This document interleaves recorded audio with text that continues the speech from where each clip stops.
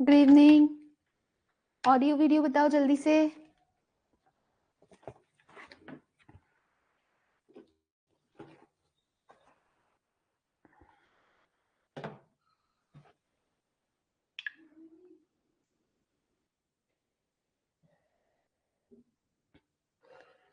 Good evening doctor Shahnaz, Anandi, Ashish, Priyanka, doctor Rakesh. Good evening. Okay, Aditya Sharma, Radhe Radhe. Doctor Deepak, doctor Gaurav, good evening. Kiran, audio video all okay है? एक बार जल्दी से बता दो।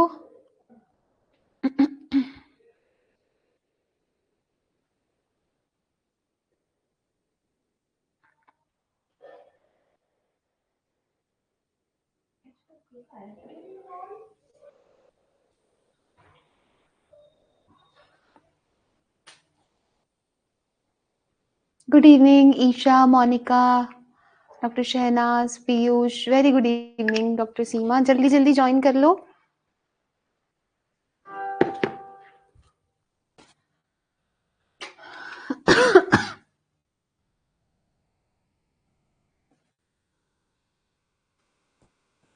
Good evening doctor Rahul. ठीक है, ऑडियो वीडियो ओके है इसका मतलब। चलो, जितने स्टूडेंट्स जुड़ते हैं उतने मुझे बताओ जल्दी से। Good evening.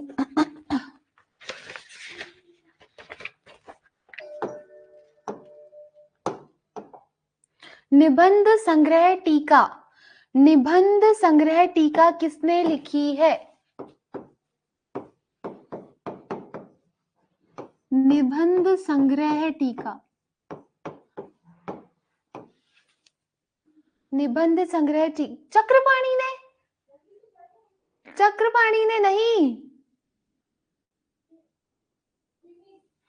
डलहन ने। ये बहुत इंपॉर्टेंट है। निबंध संग्रह लिखी है किसने? डलहन ने। कौन सी सेंचुरी में लिखी है जल्दी से बताओ। डॉक्टर लक्ष्मी, डलहन ने निबंध संग्रह टीका लिखी है कौन सी सेंचुरी में? 12वीं शताब्दी में, 12th सेंचुरी में।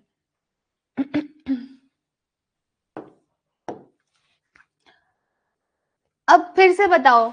सुश्रुतार्थ संदीपनी, सुश्रुतार्थ संदीपनी टीका लिखी है। ये सब हम पढ़ चुके हैं जब हमने आयुर्वेद इतिहास पढ़ा था। सुश्रुतार्थ संदीपनी टीका। गुड इवनिंग डॉक्टर खुशबू, जल्दी से उत्तर दो। सुश्रुतार्थ संदीपनी, हारान चंद्र, बिल्कुल सही, हारान चंद्र ने। हारान चंद्र की कौन कौन सी सेंचुरी? सेंचुरी बताओ, क्या लिखूं? 18, 19, 20? हारान चंद्र 20 सेंचुरी। वेरी नाइस, ठीक है। एक और प्रश्न बताओ। आयुर्वेद रहस्य दीपिका, आयुर्वेद रहस्य दीपिका टीका के लेखक हैं। रहस्य दीपिका, आयुर्वेद रहस्य दीपिका के लेखक हैं। जल्दी से उत्तर दे दो। भास्कर गोविंद घाणेकर, बिल्कुल सही, घाणेकर। डॉक्टर राम, अब बताना, ये तो सब स्टूडेंट्स को पता होगा।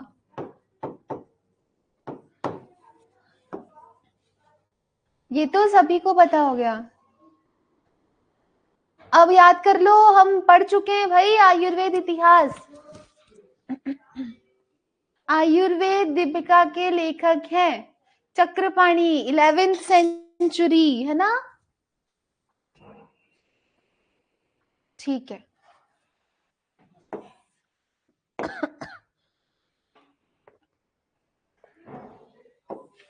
देखो, आयुर्वेद के अंग कितने होते हैं? आयुर्वेद के अंग, आयुर्वेद के अंग कितने होते हैं? 8 अंग होते हैं। 8 अंग होते हैं, बिल्कुल सही बात।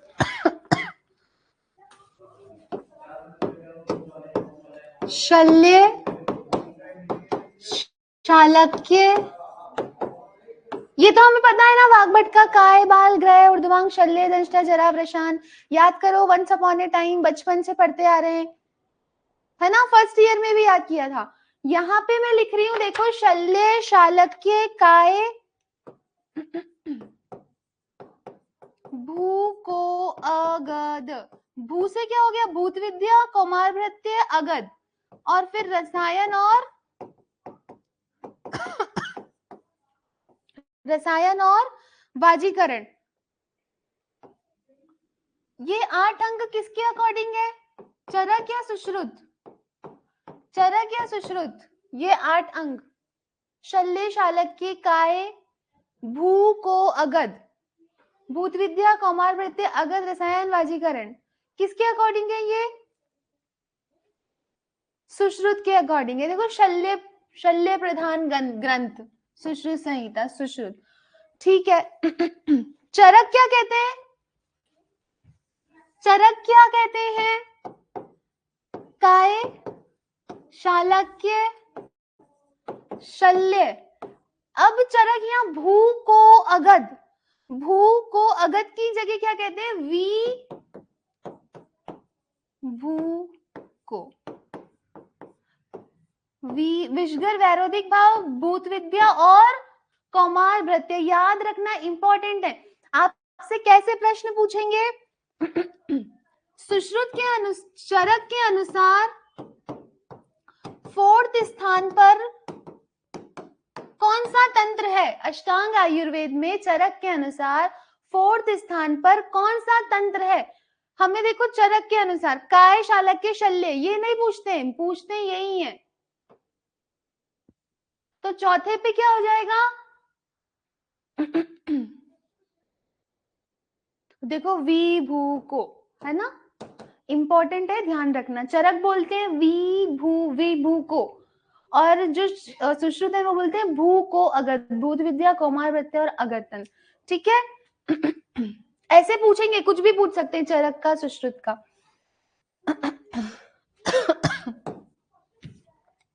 जो हारित है वो भी सबसे पहले किसको बोलते हैं, उन्होंने प्रथम स्थान किसको दिया, हारित ने प्रथम स्थान पे रखा है शल्य को, ठीक है। और जो काश्यप है, कौमार भृत्य प्रधान ग्रंथ है ना काश्यप का, काश्यप ने वाजीकरण का वर्णन नहीं किया है, क्या काम है वाजीकरण का, है ना, तो काश्यप ने, आपसे पूछेंगे कि वाजीकरण का वर्णन निम्न में से कौन से आचार्य ने नहीं किया है, तो काश्यप ने नहीं किया है, ठीक है। गुड इवनिंग सभी को, सब लोग ज्वाइन हो गए हैं, अब आज की क्लास स्टार्ट करते हैं, ठीक है। हम आज स्टार्ट करेंगे शल्य तंत्र, क्या स्टार्ट करेंगे, शल्य तंत्र, ठीक है। जल्दी जल्दी पढ़ेंगे, बस सुनते रहना और याद करते रहना। चलो, शल्य तंत्र, इस कंट्रोवर्सी में मत फंसो खुशबू, बस ये याद कर लो कि जो काश्यप है वो वाजीकरण नहीं मानते हैं, ठीक है।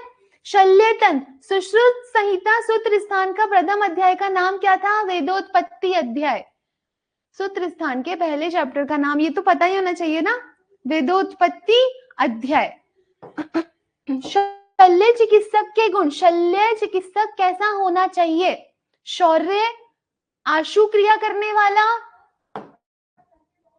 आपको कोई भी एक उठा के देंगे और पूछेंगे निम्न में से शल्य चिकित्सक के गुण है कि नहीं है, शौर्य, आशुक्रिय, शस्त्र तक्षण्य, अस्वेदनम, अवेप्तु, असम्मोह, पता चले ब्लड देख के सर्जरी करने जा रहा है और उसको पसीना पसीना हो गया, कंपन कर रहा है, असम्मोश हो रहा है खून देख के, ऐसा नहीं होना चाहिए। शल्य चिकित्सक के गुण है अस्वेदन, अव्यप्तु, असम्मोहश्च, वैधस्य शस्त्र कर्माणि शस्यते, ठीक है।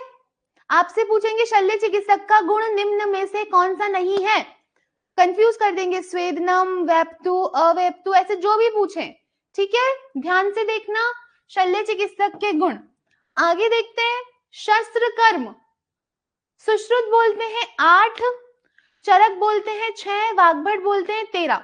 याद करेंगे हम, सुश्रुत के 8 होते हैं। 2 नहीं माने चरक ने, कौन से नहीं माने? ये अगर पूछेंगे तो यही पूछेंगे, सुश्रुत कौन से नहीं माने चरक ने? ऐषण और आहरण नहीं माने हैं। 2 शस्त्रक्रम चरक ने कौन से नहीं माने? ऐषण और आहरण। क्लास अटक गई? क्लास अटक गई क्या? जल्दी से बता दो। ऑडियो वीडियो ओके नहीं ना? ठीक है, पूजा एक बार अपना नेटवर्क चेक कर लो। ठीक है ठीक है ठीक है। डॉक्टर राम, ये हम जो नोट्स है ना, उस नोट्स के 3rd पार्ट में शल्य तंत्र पढ़ रहे हैं, ठीक है? तो शस्त्र कर्म सुश्रुत बोलते हैं 8, चरक बोलते हैं 6, कौन से 2 नहीं बोलते हैं? ऐषण और आहरण। वाग्भट बोलते हैं 13। इन्होंने कौन सुश्रुत के 8 और देखो कौन कौन से माने हैं? 5, उत्पाटन, कुट्टन, मंथन, ग्रहण व दहन, ठीक है? प्रशस्त व्रण कैसा होना चाहिए? आयत, विशाल, सुविभक्त, निराश्रय। पेज नंबर होगा, यहाँ तो मेरे तो 3 लिखा आ रहा है पेज नंबर, ठीक है? फिर आगे देखते हैं। तिर्यक बहुत इंपॉर्टेंट है, बहुत इंपॉर्टेंट है। अर्धचंद्राकार छेदन, चंद्रमंडल छेदन और तिर्यक छेदन किसमें करना चाहिए? हम सबसे पहले देखेंगे अर्धचंद्रमंडल छेदन। ऐसे बोलते हैं ना, 70 पेज नंबर है, ठीक है? जिसको नहीं मिल रहा वो देख लो, 70 पेज नंबर है। हम बोलते हैं ना, चांद लेके पैदा हुआ है हाथ और पैरों में, इसको ऐसे ही याद करेंगे। तो हस्त और पाद, इनमें कैसा छेदन करते हैं? चंद्रमंडल आकार का, चंद्रमंडल छेदन, ठीक है? फिर देखते हैं चंद्र अर्धचंद्राकृति, गुदा और उपस्थ में कैसा छेदन? अर्धचंद्राकृति। और बाकी जितने भी बचेंगे उनमें कैसा छेदन करते हैं? तिर्यक छेदन, ठीक है? इंपॉर्टेंट था। भोजन बिना करवाए अभुक्तवत, बिना भोजन करवाए शस्त्रक्रम करते हैं कौन कौन से रोगों में? तो देखो इंपॉर्टेंट है, मूढ़ गर्भ, उदर रोग, अर्श, अश्मरी, भगंदर और मुख रोग।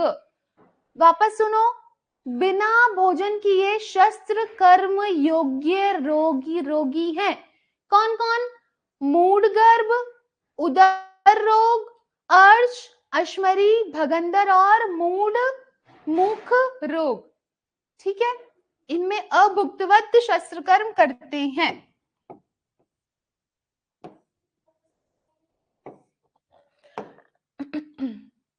आपको पूछेंगे वेधन, ऐषण और कर्ण संधि बंधन, ये तीनों कर्म किस पे कर सकते हैं? तो कमल नाल पे वेधन भी, ऐषण भी और कर्ण संधि बंधन तीनों कर्म कर सकते हैं। किस पे? कमल नाल पे, ठीक है? या अब हम देखते हैं यंत्र। शतम एकोतरम, शतम एकोतरम, 100 में एक ज्यादा, 101। यंत्र की संख्या सुश्रुत बोलते हैं 101, ठीक है? और वाग्भट कहते हैं 116। हम सुश्रुत का ही देखेंगे, देखो भाई सुश्रुत का याद हो जाएगा और फिर ये आ गया तो इसको गलत नहीं करना है। वाग्भट का तो तब याद करें जब सुश्रुत का याद हो जाए एक बारी। सुश्रुत यंत्र की संख्या बोलते हैं 101। आपसे पूछेंगे यंत्र के प्रकार है, यंत्र कितने प्रकार का होता है?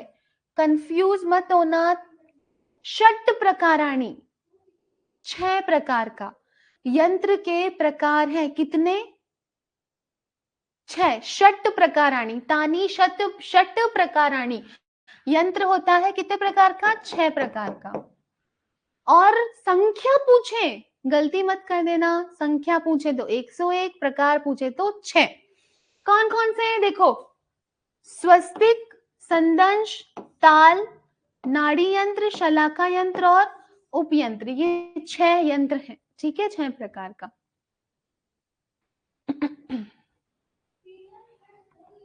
प्रमाण देखेंगे, स्वस्तिक जो यंत्र है उसका प्रमाण होता है 18, 18, 16, 12, ऐसे याद करते हैं इसको, 18, 16, 12। स्वस्तिक यंत्र का प्रमाण 18 अंगुल, संदंश का 2 अंगुल, ताल यंत्र का 12 अंगुल, 18, 16, 12। ठीक है, स्वस्तिक, संदंश, ताल, नाड़ी यंत्र, शलाका यंत्र और उपयंत्र। स्वस्तिक यंत्र होते हैं 24, ये दो, नाड़ी यंत्र 20, शलाका यंत्र 28 और उपयंत्र 25। उपयंत्र याद करेंगे, उपयंत्र इंपॉर्टेंट है, उपयंत्र होते हैं 25, 25। कितने होते हैं? 25। ठीक है, हम पढ़ रहे हैं यंत्र के प्रकार। हमने यंत्र के प्रकार देखे, यंत्र का प्रमाण देखा। अब देखते हैं कौन से यंत्र का क्या प्रयोग है। अस्थि विदष्ट शल्य हरण के लिए, अगर अस्थि में कोई शल्य फंस गया हो तो उसको निकालने के लिए कौन सा यंत्र प्रयोग में लाएंगे? तो स्वस्तिक यंत्र, स्वस्तिक यंत्र, अस्थि विदष्ट शल्य हरणार्थ स्वस्तिक यंत्र। ठीक है, संदंश, देखो किस चुभ गया है, कोई कांटा चुभ गया है तो फोर्सेप संदंश से तो निकालेंगे। कांटा कहाँ चुभा? त्वक में, मांस में, सीरा में, स्नायु। तो त्वक, मांस, सीरा, स्नायुगत शल्य हरण के लिए कौन सा यंत्र? संदंश यंत्र। आपको ये पूरी लाइन लिखेंगे और पूछ लेंगे कि कौन सा यंत्र का प्रयोग करोगे। तो त्वक में, मांस में, सीरा, स्नायुगत अगर शल्य है तो संदंश यंत्र। ठीक है, नेक्स्ट है देखो ताल यंत्र, नाम में ही छुपा हुआ है इसका प्रयोग।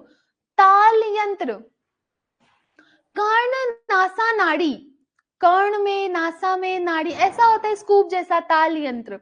तो कर्ण, नासा, नाड़ी, इनके शल्य हरण के लिए कौन सा यंत्र?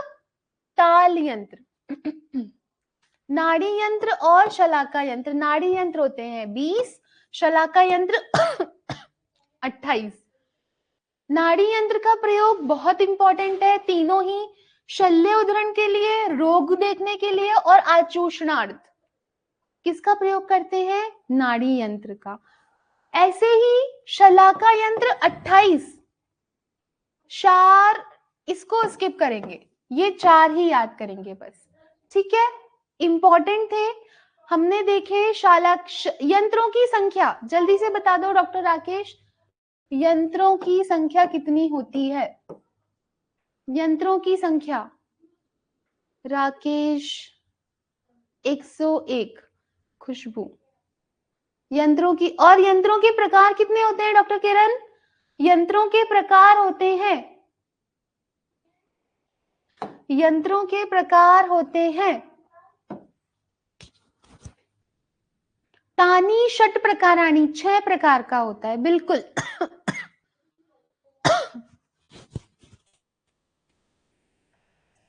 नाड़ी यंत्रों की संख्या होती है, नाड़ी यंत्रों की संख्या होती है, बिल्कुल सही बात है सुनीता, 20। स्वस्तिक, संदंश, ताल, नाड़ी, शलाका, उपयंत्र याद रखना, अंगुल याद रखना, 18, 16, 12 अंगुल। ठीक है, अच्छा एक प्रश्न बताओ,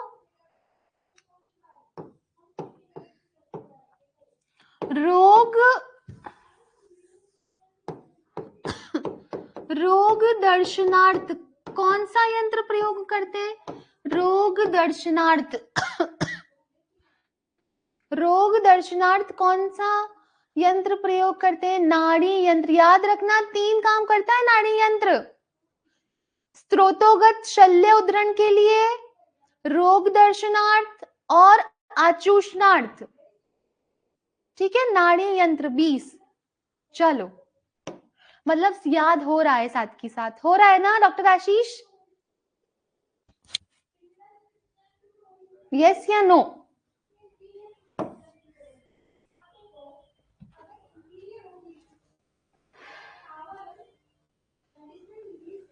ठीक है डॉक्टर स्नेह पायल, ठीक है ठीक है। चलो जल्दी जल्दी देखते हैं, हमारे पास समय भी थोड़ा कम है।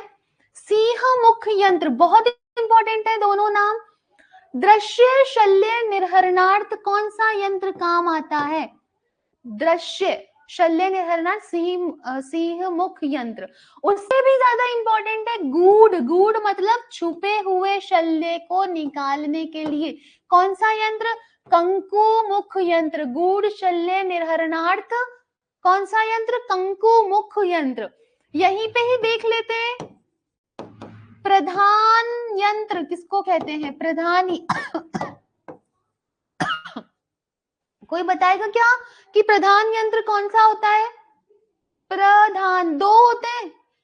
Very good very good very good very good very good.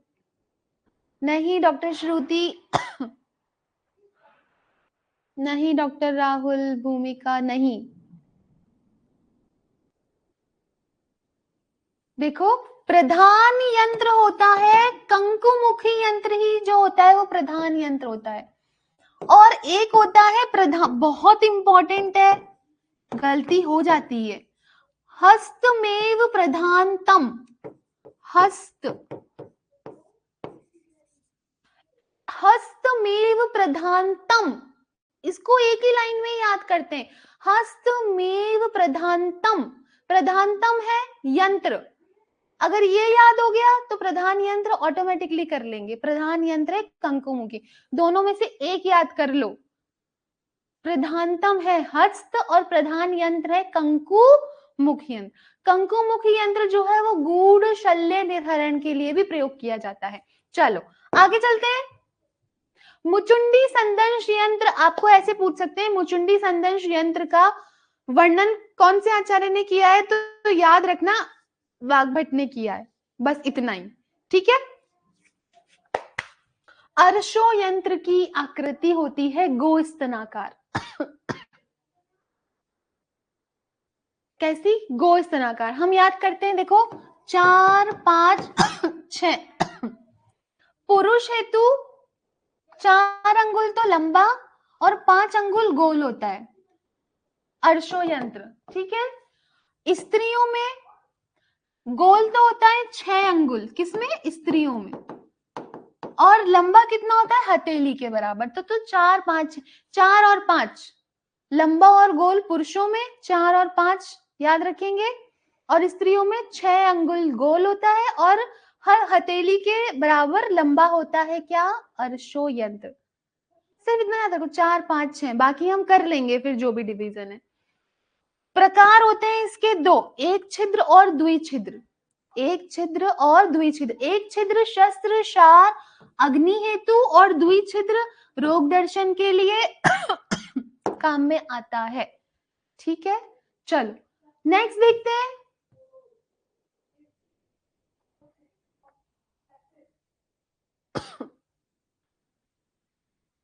शलाका यंत्र व उनके कार्य। पहले तो मुझे बताओ कि शलाका यंत्र होती कितनी है? हमने देखो नाड़ी यंत्र देखे थे 20, ठीक है। शलाका यंत्र बता दो कितने होते हैं? शलाका यंत्रों की संख्या है कितनी है?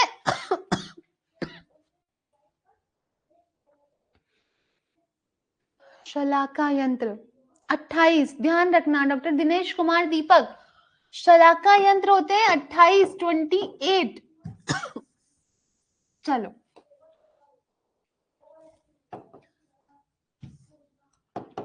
A B C। ए से एषण, बी से व्यूहन, सी से चालन, ठीक है। गंडूपदमुखी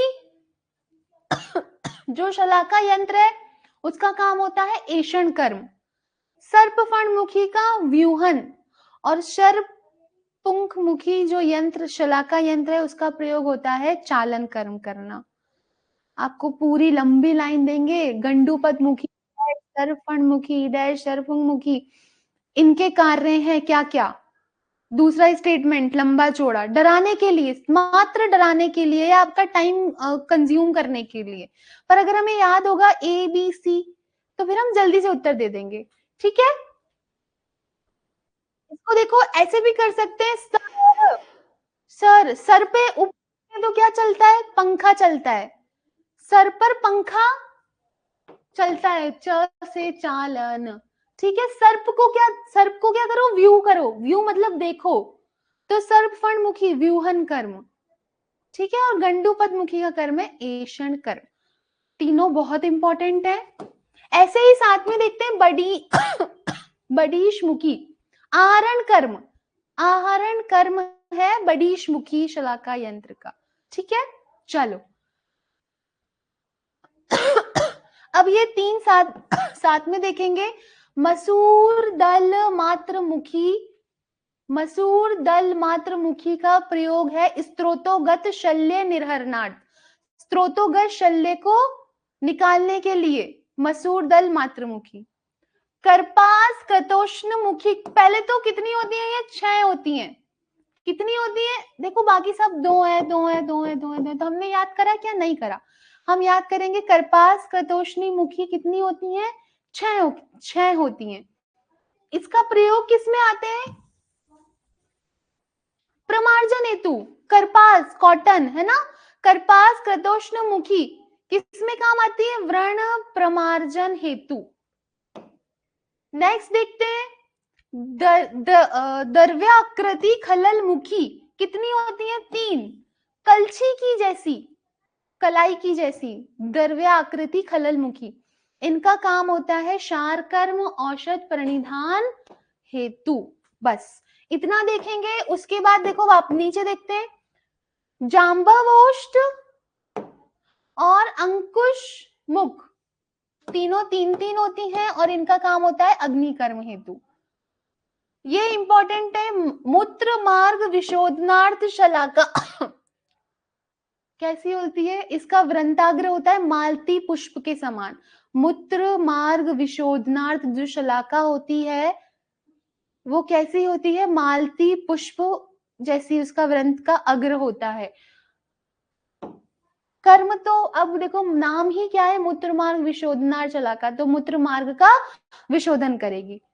तो हमने देखा ए बी सी, वापस बोलती हूँ, गंडूपदमुखी, सर्पफणमुखी और सी से चालन शरपंख मुखी, ए बी सी, ये इंपॉर्टेंट था। बडीश मुखी देखा आहरण कर्म के लिए। करपास, षट करपास कृतोष्णी 6 होती हैं, ध्यान रखना, ठीक है। चलो आगे चलते हैं, चले ना आगे, जल्दी से बता दो। आज तो पूरा कमेंट बॉक्स एकदम सोना सोना है, सब इतना गौर से सुन रहे हैं कि गए, चले आगे, जल्दी से बताओ।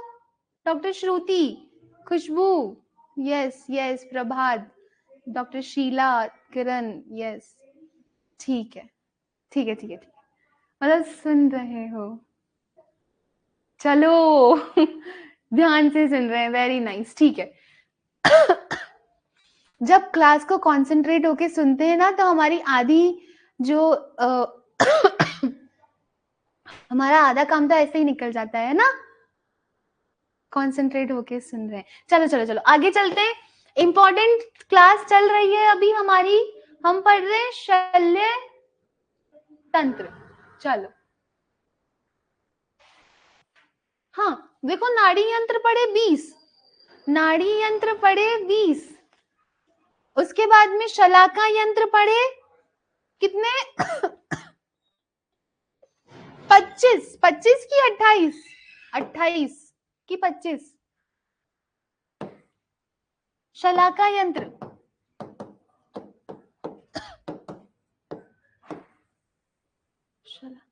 28, बिल्कुल सही।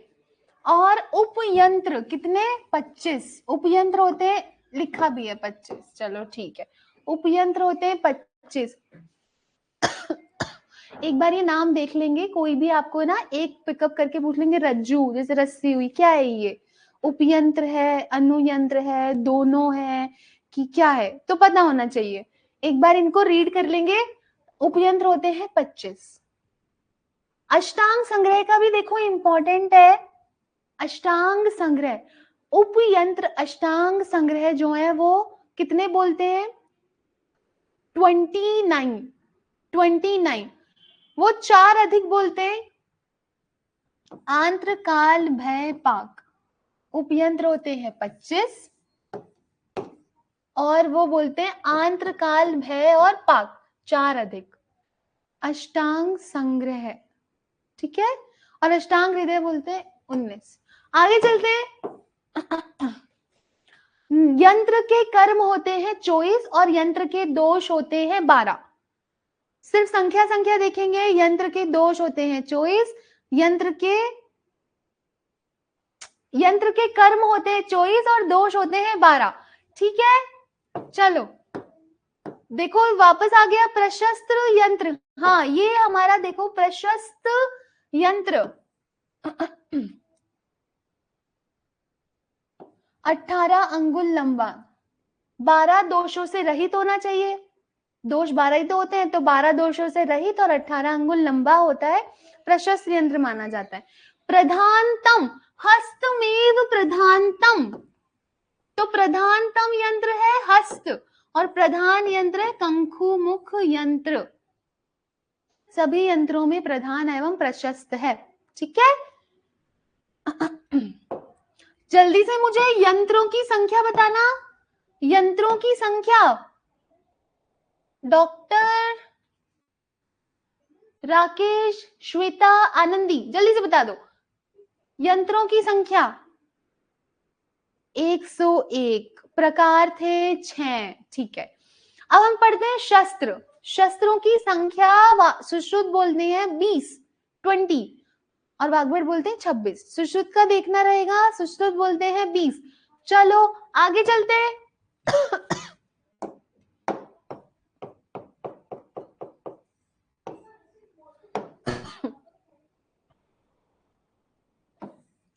मंडल कर, मंडलाग्र और करपत्र। मंडल कर इंपॉर्टेंट है। मंडलाग्र व करपत्र, CL छेदन और लेखन, CL मंडल कर छेदन और लेखन बहुत इंपॉर्टेंट है, ये वेरी इंपॉर्टेंट है, अच्छे से पढ़ना। ठीक है, हम पढ़ रहे हैं शस्त्रों के प्रमुख कर्म कि कौन सा शस्त्र क्या काम करता है। 20 प्रकार का पढ़ा ना अभी, 20 होते हैं संख्या में शस्त्र। तो जो मंडलाग्र और करपत्र जो शस्त्र है वो क्या काम करता है, छेदन और लेखन का काम करता है। तो हमने लिख लिया CL। ठीक है,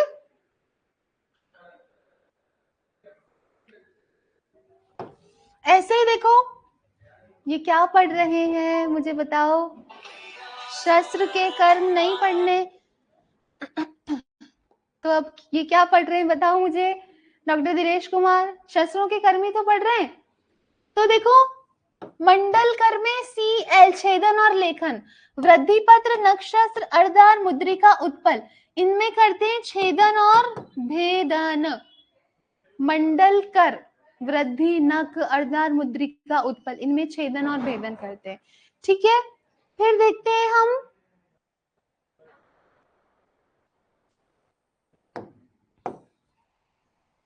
आहरण किससे करते हैं, बडीश और दंत शंकु से।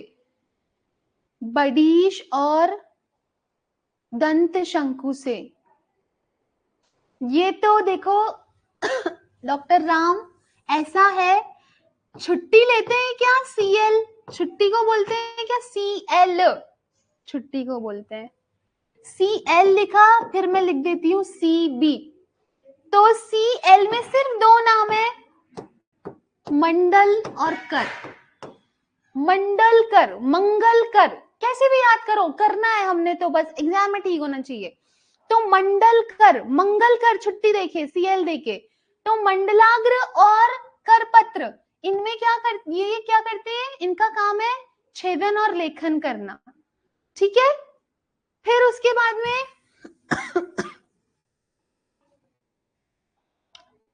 CB छेदन और भेदन करते हैं वृद्धि, नख, अर्ध, मुद्रिका, उत्पल। पहला नाम याद कर लो। उसके बाद में आहरण, बडीश और दंत शंकु से, और बाकी जो अगर आता है कुछ तो उनमें वेधन करेंगे, जैसे वेतस पत्र हो गया, आरा हो गई, कुठारिका हो गया, ब्रीहिमुख हो गया, इनका प्रमुख कर्म है वेधन करना। ठीक है, इंपॉर्टेंट है ये। नेक्स्ट देखते हैं, ये भी उतना ही इंपॉर्टेंट है जितना कर्म इंपॉर्टेंट थे। विभिन्न कर्मों हेतु शस्त्र की धार का प्रमाण, BLVC। BLVC, B से भेदन, L से लेखन, V से वेधन या विस्त्रावण। V से ही है ना दोनों, विस्त्रावण, और C से छेदन। कितनी धान होनी चाहिए? BLVC, मसूरी, अर्ध मसूरी, केश की और अर्ध केश की। याद क्या करना है? सिर्फ BLVC, बाकी तो कर लेंगे। मसूरी, अर्ध मसूरी, अर्ध केश की और केश की। ठीक है, इंपॉर्टेंट है। विभिन्न कर्म हेतु शस्त्र की धार का प्रमाण। ठीक है, आगे चलते हैं।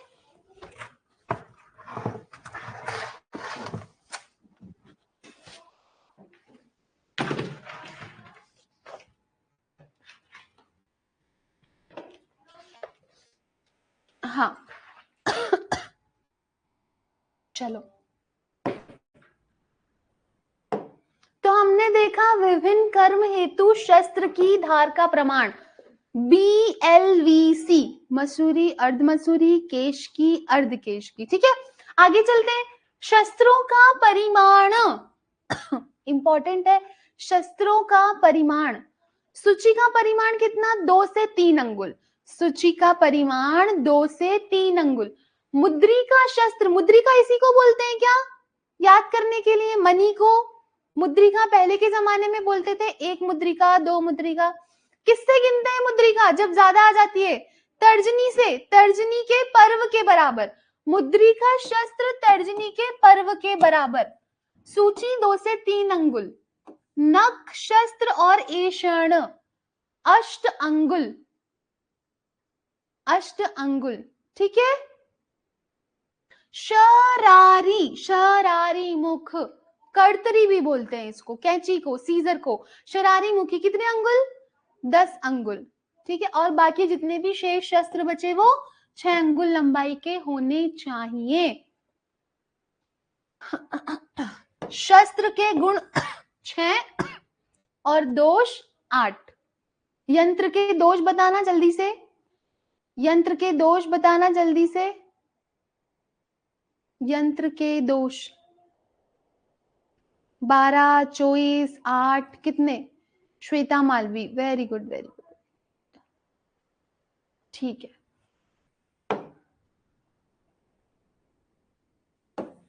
शस्त्र के गुण 6, यंत्र के दोष 8।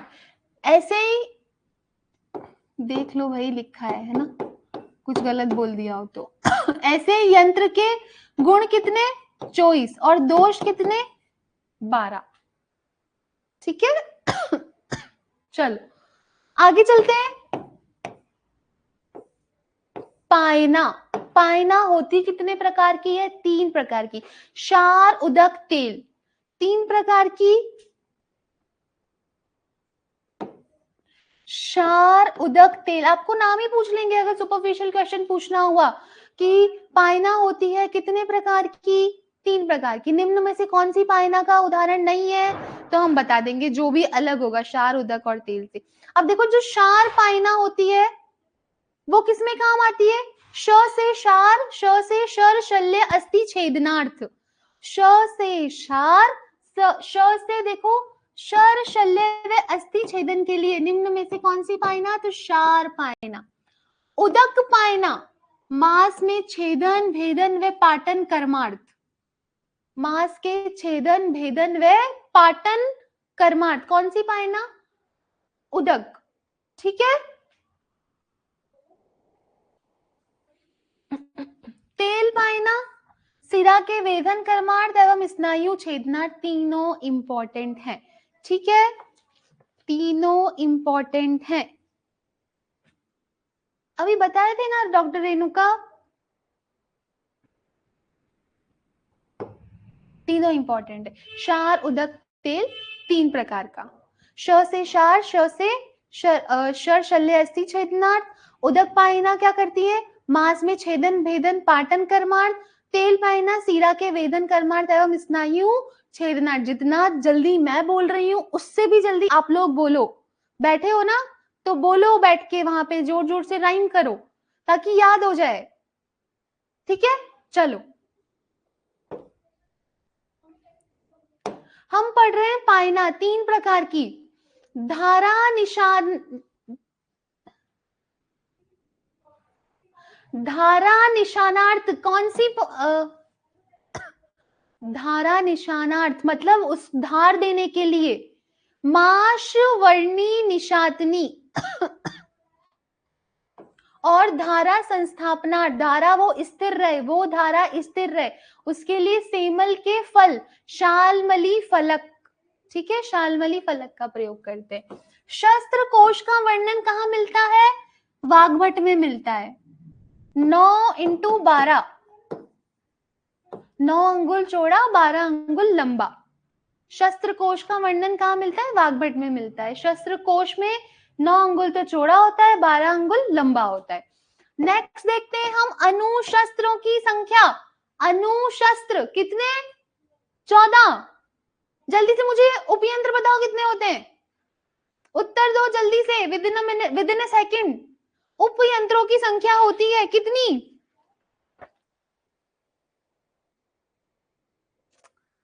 अरे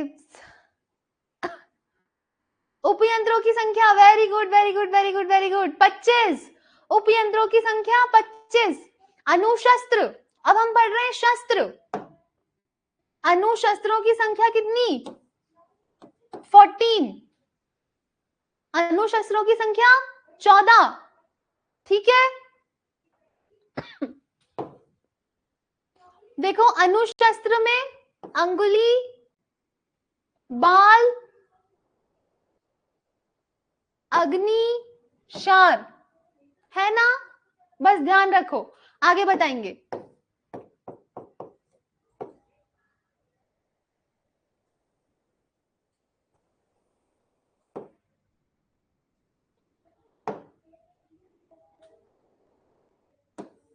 बाल, नख, उंगली, शार और अग्नि उपयंत्र एवं अनुशस्त्र दोनों है।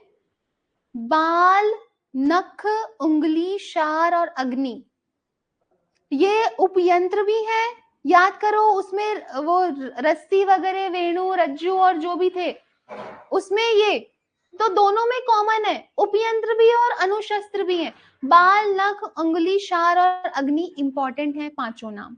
ठीक है, नेक्स्ट हम देखते हैं अनुशस्त्रों में श्रेष्ठ है, चरक बोलते हैं अनुशस्त्रों में श्रेष्ठ है जलोका, इंपॉर्टेंट है। अनुशस्त्रों में श्रेष्ठ है जलोका। और आपको बोले शस्त्र अनुशस्त्र नाम श्रेष्ठ डैश डैश डैश तो शार। शस्त्र अनुशस्त्र नाम श्रेष्ठ है तो क्या हो जाएगा? शार। शस्त्र अनुशस्त्र नाम श्रेष्ठ। ठीक है, दोनों इंपॉर्टेंट थे। चलो आगे चलते हैं। ये हमने देख लिया क्या? देख लिया। दोबारा देखते हैं। तानी षट प्रकाराणी, यंत्र 6 प्रकार का। संख्या थी 101। शस्त्र 20, वाग्भट बोलते हैं 26। गुण 6 6, दोष 12 8, यंत्र के कर्म 24, शस्त्र के कर्म 8। ठीक है ठीक है, चलो नेक्स्ट देखते हैं। सीवन के प्रकार होते हैं। सीवन के प्रकार होते हैं, नाम याद होने चाहिए। सीवन होता है देखो 4 प्रकार का। सीवन के प्रकार होते हैं 4। वेल, गो, तू, रज्जू। एक नाम है ऐसे, वेल गो बोलते ना, वेल गोइंग। तो वेल गो, वेल से वैलितिक, गो से गोफणिका, तू से तुन्न सेवनी, रजू, रजू ग्रंथि, रजू ग्रंथि। इंपॉर्टेंट है। सीवनी के प्रकार होते हैं 4। नेक्स्ट देखते हैं, सीवन के अयोग्य व्रण, सीवन किसमें नहीं करना चाहिए, सूचरिंग किसमें नहीं करनी चाहिए, जो क्षार अग्नि और विष से जुष्ट नहीं हो, वो सीवन के योग्य नहीं है, सीवन के क्या है, अयोग्य। अगर अग्नि से जलाए तो भी नहीं, क्षार से या विष से, ठीक है। न च मारुत वाहिनी, वायु जिनसे निकलती हो उनमें क्या नहीं करना चाहिए, सीवन नहीं करना चाहिए। नेक्स्ट देखते हैं, सूची के भेद, बहुत इंपॉर्टेंट है, तीन प्रकार का, कंफ्यूज मत होना। देखो, सूची और सीवन सेम सेम लगते हैं कभी कभी। सूची तो है सूचरिंग जिससे करते हैं उसको, और सीवन है सूचरिंग। सीवन के प्रकार 4 और सूची के 3, व्रत, आयत और धनुर्वक्रा। अब जो व्रत सूची होती है वो किसके काम आती है, मांसल स्थानों पर सेवन हेतु। व्रत जो होती है अल्प मास, जहां पे मास क्या है, कम है, और संधि पर सीवन हेतु। कितनी अंगुल लंबी, 2 अंगुल लंबी। इंपॉर्टेंट है। आयता, आयता सूची मांसल स्थानों पर सेवन हेतु कैसी होती है, ये त्रिकोण और त्रिअंगुल लंबी।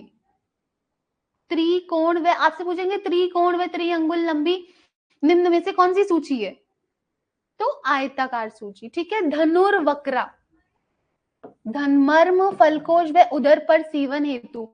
सिर्फ सिंगल नाम दे देंगे कि फलकोश में सीवन हेतु निम्न में से कौन सी सूची का प्रयोग किया जाता है, तो धनुर्वक्रा। अल्पमास और संधि पर सीवन हेतु व्रत, मांसल स्थानों पर आयता, और मर्म, फलकोश व उदर पर धनुर्वक्रा, ठीक है। इंपॉर्टेंट है। धनुर्वक्रा जो सूची है उसका प्रमाण होता है मालती पुष्प व्रंत अग्र प्रमाण की होती है।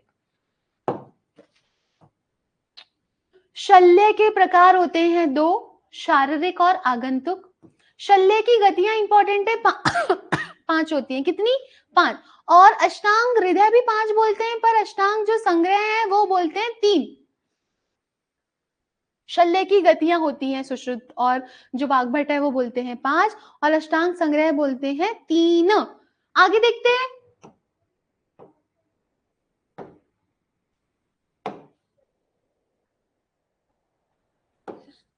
वृक्ष, मांस व तृण के शल्य।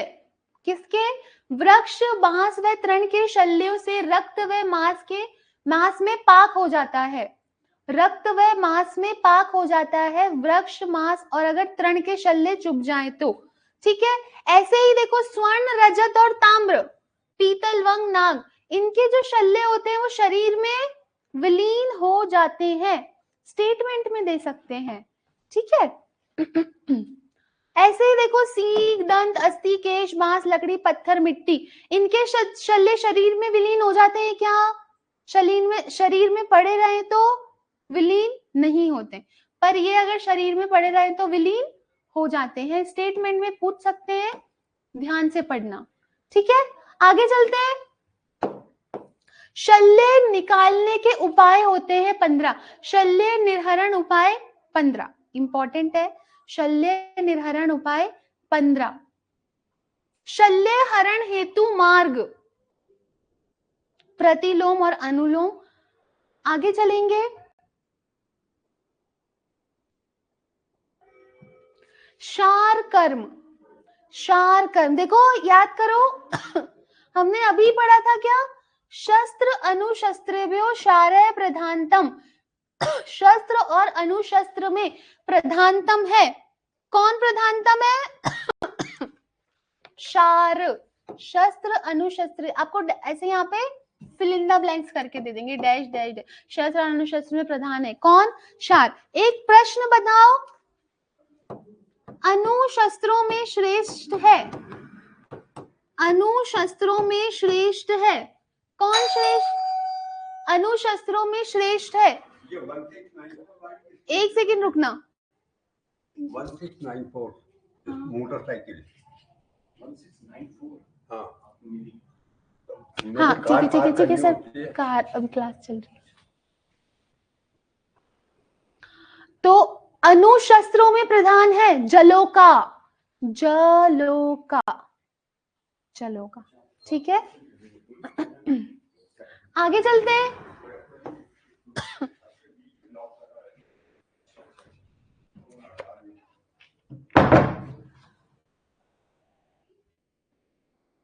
चलो इंपॉर्टेंट था, है ना।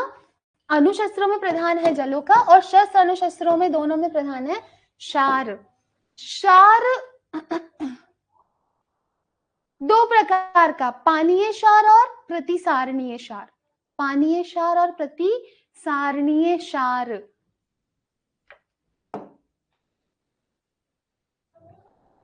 जो प्रतिसारणीय है वो कितने प्रकार का? 3 प्रकार का, मृदु, मध्य व तीक्ष्ण। मृदु को ही संव्यूहम बोलते हैं और तीक्ष्ण क्षार को पाक्य बोलते हैं। इंपॉर्टेंट है, पूछ लेंगे संव्यूहन निम्न में से कौन सा क्षार है, तो मृदु प्रतिसारणीय क्षार को बोलते हैं संव्यूहम। ठीक है, नेक्स्ट देखते हैं।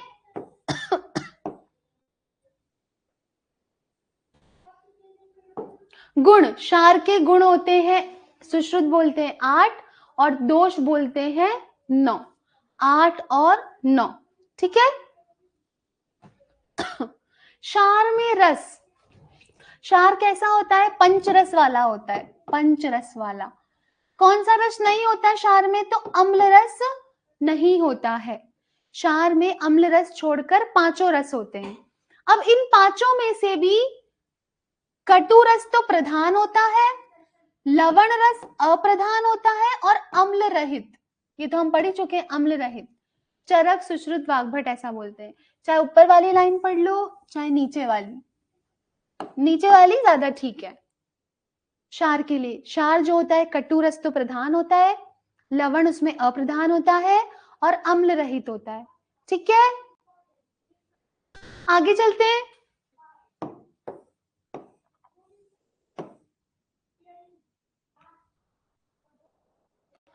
कृमि, विष एवं अर्श में पानीय एवं प्रतिसारणीय दोनों क्षारों का प्रयोग किया जाता है। कृमि, विष एवं अर्श, इनमें क्षार के 2 प्रकार पढ़े थे ना, पानीय एवं प्रतिसारणीय, तो इन दोनों क्षारों का प्रयोग किया जाता है। ठीक है, चलो अच्छा, चलो मुझे बता दो डॉक्टर हरविंदर,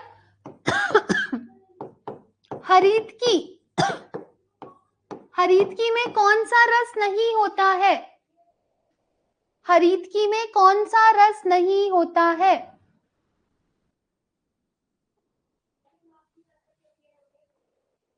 हरीतकी में कौन सा रस नहीं होता है?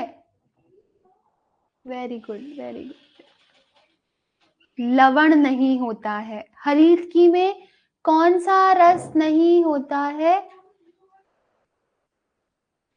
लवण रस नहीं होता है।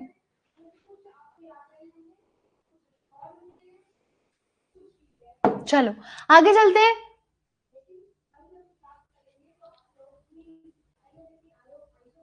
आगे चलते हैं। क्षार निर्माणार्थ, देखो वृक्ष तो लेते हैं मध्यम आयु का, हाँ ठीक है डॉक्टर चैतन्य गुप्ता, क्षार निर्माणार्थ वृक्ष तो लेते हैं मध्य आयु का, बड़े आकार का। कौन से ऋतु में? शरद ऋतु में। अग्नि किसकी जलाते हैं? तिल नाल से जलाते हैं। अब ये थोड़ा इंपॉर्टेंट है, मध्यम क्षार निर्माण के लिए तो हम लेंगे कट शर्करा, भस्म शर्करा, शंख नाभि का प्रतिभाव। तीक्ष्ण के लिए आप देख लेना दंती, द्रवंती, ये सब है। निर्माण के 7 दिन बाद क्षार प्रयोग में लिया जाता है, ये याद रखना, निर्माण के 7 दिन बाद क्षार का प्रयोग लिया जाता है। क्षार पातन से पूर्व दोष अनुसार कृत कर्म, वात दुष्टि में पहले क्या करेंगे? लेखन कर्म करेंगे, उसके बाद में क्षार का प्रयोग करेंगे। तो एलपीजी गैस सुनिए क्या? लिक्विड पेट्रोलियम गैस, ऐसा कुछ होता है क्या? तो हम एलपीजी ना बोल के क्या बोलेंगे, एलजीपी। एल से लेखन कर्म, जी से घर्षण और पी से प्रच्छान कर्म करेंगे। ये तो हम याद करेंगे ही, वात पित्त कफ, ये तो हमारी सिमेट्री होती है। वात दुष्टि में लेखन कर्म, पित्त दुष्टि में घर्षण कर्म और कफ दुष्टि में प्रच्छान कर्म। ठीक है, अब आज का अंतिम और सबसे इंपॉर्टेंट टॉपिक देखते हैं। क्षार पातन का निषेध किस किस में है? इंपॉर्टेंट है, एक सिंगल नाम दे देंगे। क्षार पातन का निषेध है किस किस में? उदर रोग में, रक्त पित्त में, रजस्वला में, गर्भिणी, प्रमेही, शतशीनी, तृष्णा और फल योनि। ये जो दो मैंने स्टार लगाए ना, ये बहुत पूछे जाते हैं, रजस्वला में और फल योनि में। बाकी सब में तो हम एक बार हमारी बुद्धिमत्ता से भी कर सकते हैं। ठीक है, फल योनि में क्षार पातन का निषेध है। और सुनो, कौन कौन से स्थान है जहां पे भी मना है? सेवनी, शीशन, नाभि, नख, धमनी, कंठ। और वर्त्म के अतिरिक्त नेत्र के सभी पूरे नेत्र रोगों में क्षार पातन नहीं करना है, छोड़ के वर्त्मगत रोगों में क्षार का निषेध है। यस या नो? वर्त्मगत रोगों में क्षार का निषेध है, यस और नो? नहीं है, यही चॉइस ऑफ द क्वेश्चन है कि वर्त्मगत रोगों में जो है क्षार का निषेध नहीं है बस, और इसके अतिरिक्त नेत्र के समस्त भाग में क्षार का निषेध है। चॉइस ऑफ द क्वेश्चन है ये। ठीक है, चॉइस ऑफ द क्वेश्चन है ये। हम लोग पढ़ रहे थे, क्या पढ़ रहे थे? शल्य पढ़ रहे थे कि शालक्य पढ़ रहे थे?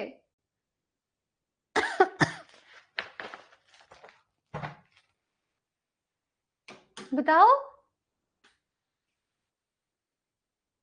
हाँ, केवल वर्त्मगत रोग है जिसमें हम क्षार का प्रयोग कर सकते हैं। शल्य पढ़ रहे थे, ठीक है ठीक है। स्पीड ठीक है? जल्दी से बता दो, स्पीड ठीक है? नहीं नहीं, शालक्य ऐसे कैसे गायब हो जाएगी? अभी क्लास दूसरी स्टार्ट होने में समय भूलने नहीं देंगे। मेहनत तो करवाएंगे आप लोगों से। आप लोग जितनी मेहनत करते हैं उसको व्यर्थ थोड़ी जाने देंगे ऐसे। चलो, ये मोनिका यादव बैच बताओ अपना एक बार, 17 या 18?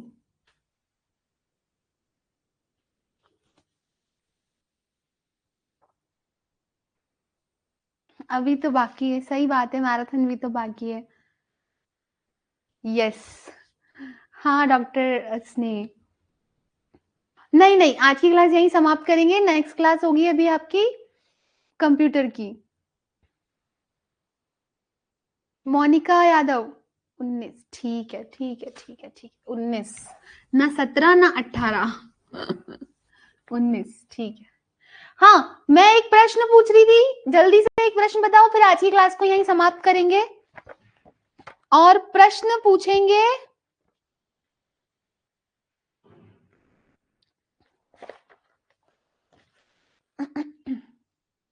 ठीक है 19 है, ठीक है। नहीं भूली, मुझे याद है, मैं कल ही सोच रही थी, फिर मैंने सोचा क्लास में पूछूंगी। हाँ, मैं एक प्रश्न पूछ रही थी, एक सेकेंड अभी पूछती हूँ।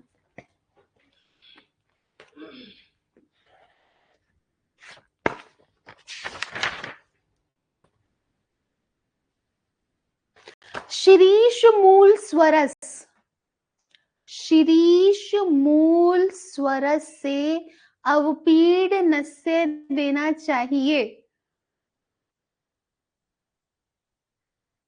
हाँ मुझे याद है डॉक्टर गौरव आपका तो।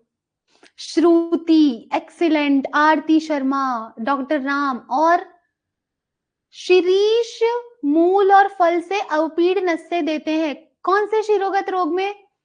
खुशबू, डॉक्टर गोविंद, ईशा, तमन्ना। ऑप्शन दे। अरे शिरोगत रोग 11 होते हैं सुश्रुत के, देख लो अब। वात पित्त कफ तो होगा नहीं, वो 4 ही इंपॉर्टेंट थे। अर्धाव भेदक, शंखक, अनंतवात। अब बता दो। अंजलि सांकवाल, बिल्कुल सही। कृमि तो मैंने अब ऑप्शन में ही नहीं दिया था, अब भी कृमि। क्रमिश तो मैंने ऑप्शन में ही नहीं दिया।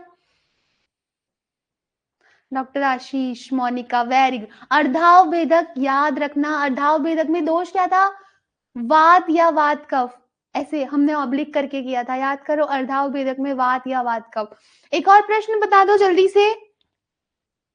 घ्राणाच गच्छते सलीलम सरक्तम, घ्राणाच गच्छते सलीलम सरक्तम, सलीलम सरक्तम किसमें? सलिल, नासा से स्त्राव भी हो रहा है रक्त के साथ में। कौन से? कृमिज शिरोरोग में, बिल्कुल सही। और याद करो, इसी में हमने पढ़ा था कि इसमें स्नेहन, स्वेदन, नस्य, रक्त मोक्षण कुछ भी नहीं करते हैं, क्षार विधि का प्रयोग करते हैं, है ना? चलो ठीक है, very good very good very good. चलो आज की क्लास को यहीं एंड करते हैं। सभी अच्छे से बस लगे रहो, मेहनत करते रहो वैसे ही। मैम अभी नेक्स्ट क्लास स्टार्ट होगी, आप लोग जल्दी से ज्वाइन करना, ठीक है?